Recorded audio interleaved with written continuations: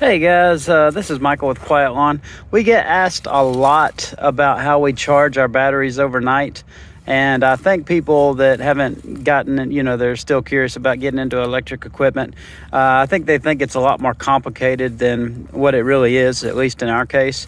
But it's real simple. I'll show you how we charge our equipment, our batteries overnight. So each one of our vehicles typically has the batteries already in it.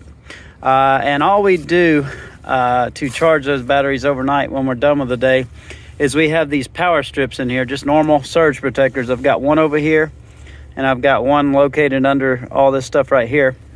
And all we did was we ran the cords for those out of the bottom of the vehicle. You can usually find holes that you can access, and you can run cords out. But you can see right here, we've got two cords right there. And those lead to those power strips. And then at night, when the guys finish up, they back the vehicles in and they plug those power strips up into extension cords that are, wired into the electricity at the shop. So we've got those for, our vehicles. Are there fancier ways you could do it? I'm sure. But it works great for us. It's been working for us for, almost 5 years now. A couple of things about that is, one, generally I've found that you don't want to have more than 4 chargers on a single extension cord or power strip because it tends to trip the breaker. So that's why we have 2 here. I've got 3 or 4 chargers on this one, and then 4 or 5 chargers over here. We have our batteries, our chargers set up in the vehicles.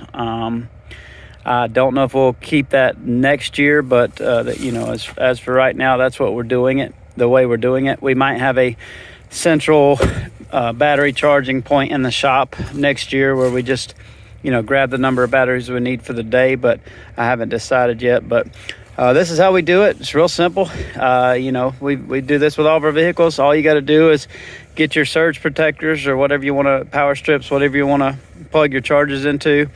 And then, with this, it has a spare tire compartment. We just open that up.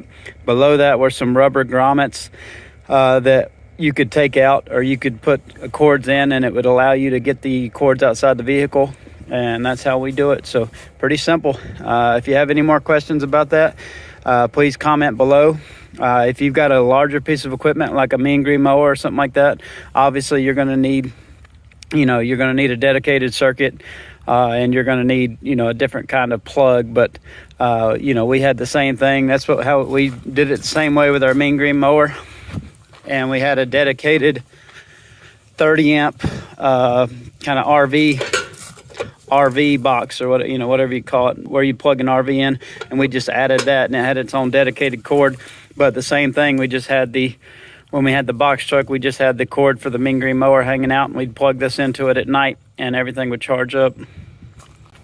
Hello everyone, this is Michael with Quiet Lawn. If you'd like advice, information, or tips about taking care of your lawn or landscape, please follow us.